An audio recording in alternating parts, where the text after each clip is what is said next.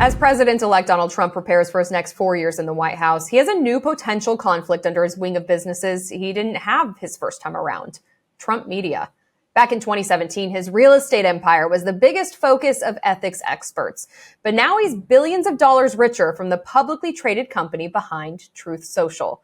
Trading under DJT, Trump Media has seen some wild stock swings this week. After jolting high up on Trump's election victory, the stock fell 20% to start Thursday's trading day. Trump is the company's majority shareholder with an estimated 57% stake. But will he have to divest before taking over the Oval? Your guess is as good as mine. That's why we tapped the former chief White House ethics lawyer under President George W. Bush, law professor Richard Painter. Richard, thank you so much for joining us. This is some uncharted territory, at least when it comes to the president here. What do you anticipate that Donald Trump will need to do with that 57% stake that he has in Trump Media? I believe it would be best if President-elect Trump were to divest from the Trump Media and let the company be sold and owned entirely by public shareholders, and change its name so it's not affiliated with the President of the United States. Legally, he can keep ownership of the company, but it is problematic to have a president or other powerful politician with a controlling stake in a media company. Having an independent media is very, very important. And furthermore, as president, he will have control over the Federal Communications Commission. He will be able to fire the commissioners of the Federal Communications Commission, certainly be able to fire the chairman of the commission, and determine the policies of the Federal Communications Commission. And it's a clear conflict of interest for the President of the United States to perform those executive functions while owning a substantial stake in a media company, whether it's social media or any other. Okay, so you hit on a lot of things in there, and I just want to go back and detail specifically a couple of different things. You said that you think it would be best for him to divest, but does he have to, or can he legally keep that stake? There is no requirement that the president divest from his social media company or any other business interest, no legal requirement, so long as he is not receiving payments from foreign governments that would be prohibited under the Emoluments Clause of the Constitution. Every other executive branch official, other than the president and the vice president, is bound by a criminal conflict of interest statute that would make it a crime, potentially a felony, to participate in any government matter that has a direct and predictable effect on their own financial interests. For example, a Federal Communications Commission commissioner who also had a stake in a media company. That would be flat out prohibited under federal law, could be a criminal offense. But the President of the United States, who could fire a chairman of the Federal Communications Commission or otherwise shape the policy of the FCC, is not bound by that same criminal statute. That being said, every other president, other than President Trump, has voluntarily refrained from having financial conflicts of interest with their official duties. And just as in 2017, when he took office for the first time, when many of us called for Donald Trump to divest his business holdings that could conflict with official duties, we're asking for the same here, although his business interests are significantly expanded now 8 years later, not only with Truth Social, his social media company, but with his family investments in crypto and other ventures. Yeah, Trump is famous for putting his name on things, right? The Trump Organization, you can see it all around the world. And now, to your point that you made earlier, his name is specifically on this company, Trump Media and Technology Group. History would show that he would have no interest in removing his name. Why do you think that he should? Well, once again, I think there's serious conflicts of interest here with respect to the role of the executive branch in regulating the media, in particular social media. The Biden White House already has engaged in a policy I think is very unwise of trying to put pressure on social media companies with respect to their content. I wish the Supreme Court had ruled against the Biden administration in that case. They did not. And now Donald Trump is coming into office, and we have no idea what his administration is going to want to do, putting pressure not on all the social media companies, including Facebook, owned by Mark Zuckerberg, who apparently is at odds now with President-elect Trump. And it's just a very bad situation to have the President of the United States, who is in charge of the executive branch, that regulates media and social media and issues pertaining to media concentration of power in the media, all these issues dealt with by the Federal Communications Commission, by the Justice Department, by other agencies, to have that same President of the United States also have an enormous stake in a social media company. This is, I think, an untenable conflict of interest. Why is it criminal for cabinet members, but not for the president or the vice president? Before talking to you, I was looking at, any kind of precedents here and coming up with a lot of cabinet members who were divesting their interests in companies. Recently in the Trump administration, we had former Secretary of State Rex Tillerson, who had, hundreds of millions of dollars worth of stock in ExxonMobil. Further back with when you were with George W. Bush's administration, we had Henry Paulson, who was the Treasury Secretary and former CEO of Goldman Sachs, who had to divest holdings.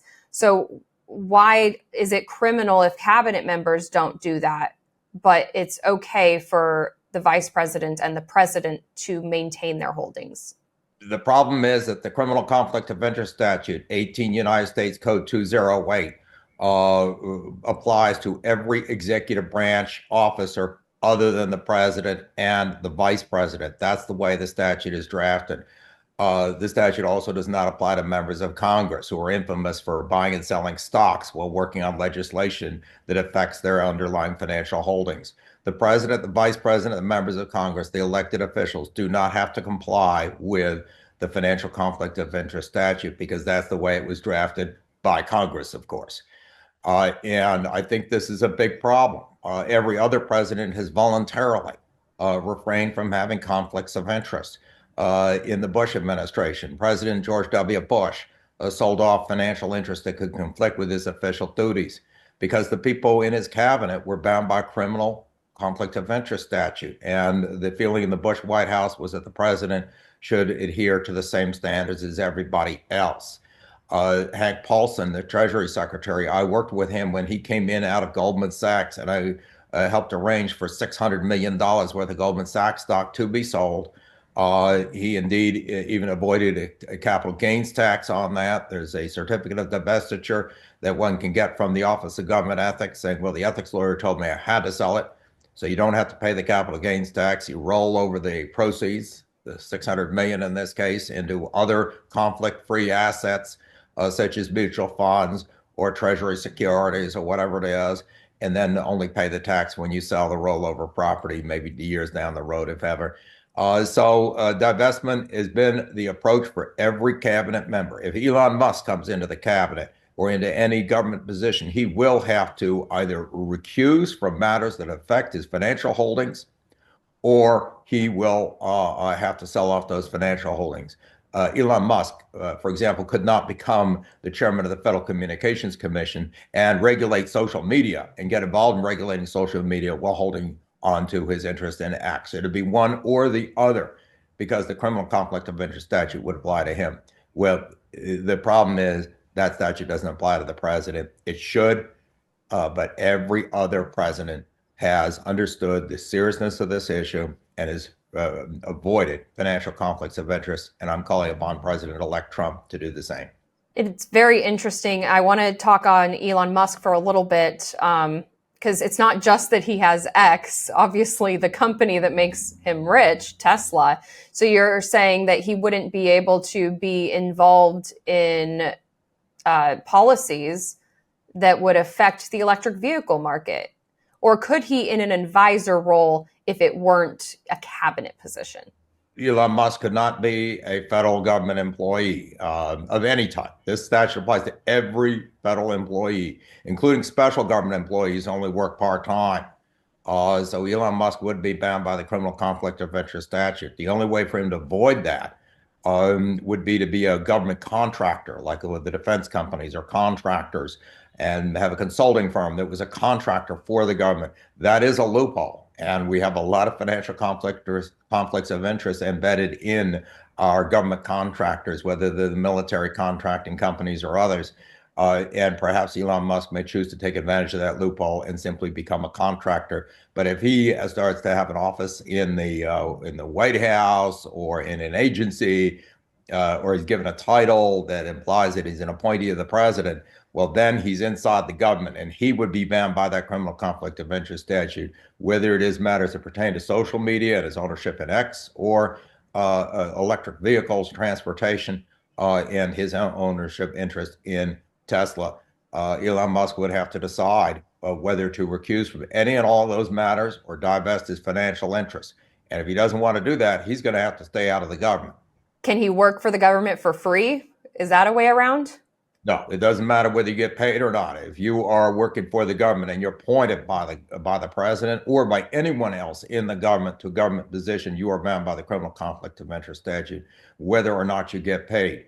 But if you're a government contractor, contracting with the government, a consulting firm, a defense contractor, I mean, that is a context in which that could work. But it has to be very clear, you are a contractor.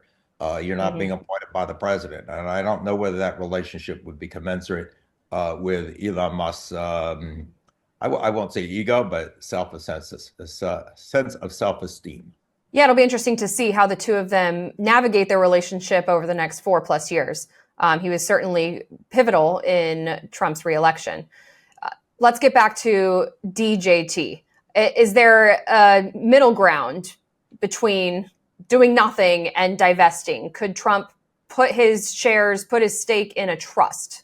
Well, there always is a middle ground for the president and the vice president because the criminal conflict of interest statute does not apply to that. So they can come up with all sorts of arrangements to make it look like they're avoiding the conflicts of interest. Donald Trump in 2017 said that he was turning management of his businesses over to his sons. He had a big press conference, and he's standing there with a bunch of brown paper envelopes in front of him, and was saying, well, these are the documents that convey the properties to my sons. Well, he didn't convey ownership to his sons, just the management of the properties. If he were a cabinet member, that wouldn't fly. That wouldn't solve the conflict of interest problem. But he's the president of the United States, so the statute doesn't apply to him anyway. So the brown paper envelopes could have been stuffed with toilet paper for all I know. It wouldn't matter because, he's the president and he can say the statute doesn't apply to me. And gee, I'm going to say I've got a blind trust here when it's not so blind. I got to say, it's ridiculous to argue you got a blind trust when you know exactly what you put in it. And there's a point I made in 2017. You can't put the Trump Tower in a blind trust and then pretend you don't own the Trump Tower. It's sitting right there in Fifth Avenue. It says Trump Tower on it. It's going to be the same thing for DJT, media company, or any of his other holdings. So the question is, does he really want to avoid conflicts of interest, or doesn't he? And I'm asking the president-elect once again, as I did 8 years ago, to observe the conflict of interest statutes that apply to everybody who's working for him, but technically don't apply to him. Professor Richard Painter, former chief White House ethics lawyer. We really appreciate your thoughts today. Well, thank you very much for having me.